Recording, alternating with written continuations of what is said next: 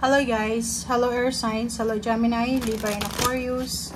Welcome dito sa aking channel, Kapalaran 888. Welcome! Air Signs, Gemini, Libra and Aquarius. Alamin natin kung ano yung Bible verse message para sa iyo sa araw na ito. Ito ay general reading, Sunday message para sa lahat. Okay. Air Signs. Air Signs, Matthew 7:7.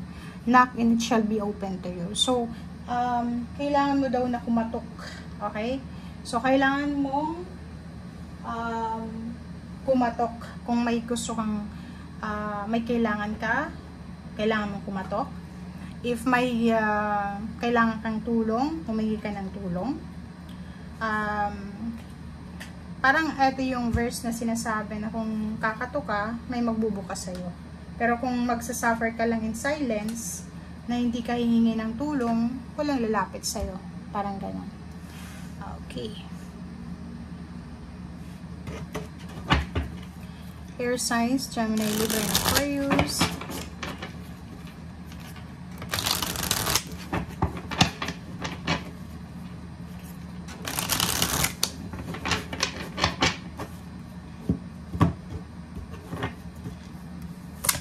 Okay. Ace of Wands and King of Wands. So, nakikita natin dito na posibleng isang exciting na balita, isang exciting na offer ang darating sa'yo.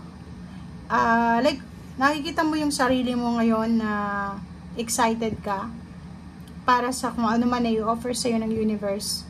Parang may nakikita ko sa'yo dito na may air signs na sa kasalukuyan hindi masyadong kumikita yung business niya or hindi siya masyadong nakakapag-save or yung trabaho niya sobrang baba ng sweldo. Excited ka sa kung ano man itong minamanifest mo. Parang nagmamanifest ka ng new jobs, higher salary, or posibleng matagal kang naging unemployed. And kung ano man itong darating sa araw na ito na balita tungkol sa trabaho, sobrang excited ka. Pero yung sinasabi sa'yo dito ng bara, be careful. Maging maingat ka. Kasi, etong offer na to ng universe sa'yo, okay, exciting siya, masaya, nakakakilig, pero kailangan mong trabahuhin ito. Okay? So, for example, may darating na relationship, pero yung relationship na to, partnership, collaboration, hindi siya madali. Kailangan mong trabahuhin. Kailangan mong ibigay yung 100% na effort mo, oras mo, focus mo, energy. Relationship with someone na may related sa money, ganun din. So, pwedeng kung ano man tong darating sa'yo na money matters, posibleng kailangan mo dito ng sobrang sipag. Okay? Like, for example, may nag-apply sa inyo ng bagong trabaho. Pwedeng matanggap ka, pero nire-remind sa'yo ng universe na at ang trabahong ito na papasukin mo or binibigay sa'yo ng universe ay kailangan dito ng sobra-sobrang sipag, tiyaga at focus. Okay? Hierophant, yun. So, ang Hierophant na to is parang ano siya, collaboration, business collaboration. Meron ditong relationship na posibleng magsimula, intimate relationship, na pwedeng umabot sa pagpapakasal. Meron din ditong maliit na business, na siya nagsimula sa maliit na business and pa-boom siya ng pa-boom. Parang ganun. So, yun.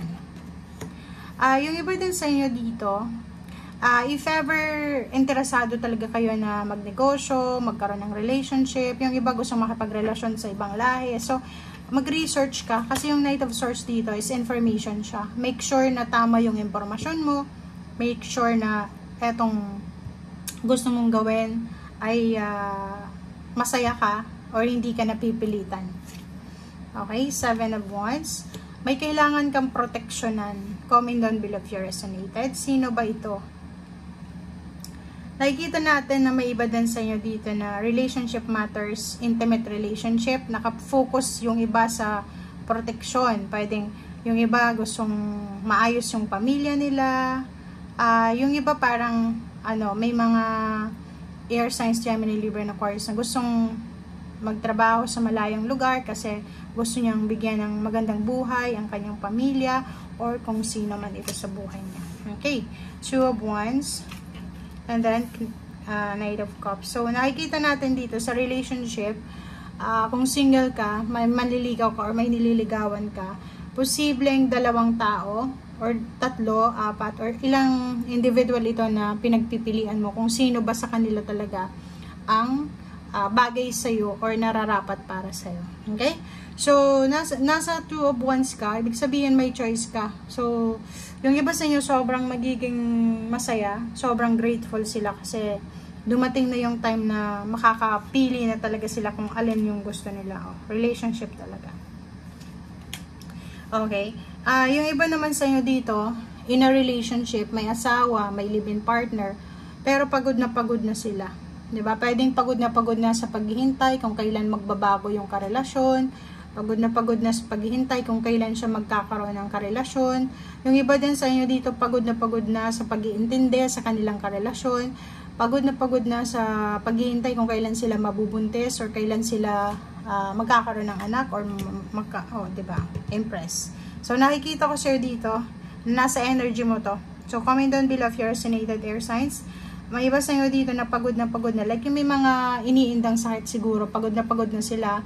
Yung iba naman may mga fertility issues, may issue sila sa like compatibility ng relationship, sa mga in-laws, sa mga biyanan, or sa kung kanina man. 3 of Cups, sinasabi ng brasser dito, may good news na posibleng darating, lalo na yung iba sa inyo dyan na nag-aspire na maging mother. Posibleng may mga wedding bells, news, pwedeng may mga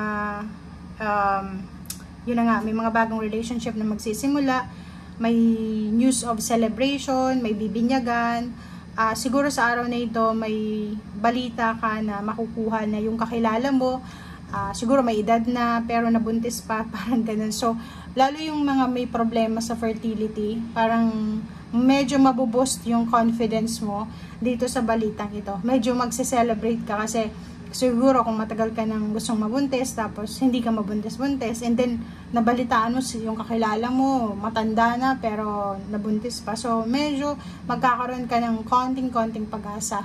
Okay, kung yan yung problema.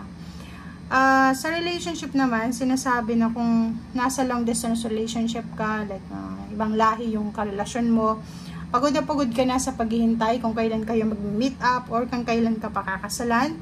Or yung iba naman nag-aasikaso ng kasal, pagod na agad sa kung anong papeles yung aasikasuhin, or kung ano yung mga gagawin, or kung ano yung mga bagay-bagay na dapat nilang unahin, ganito, or kung ano pa man.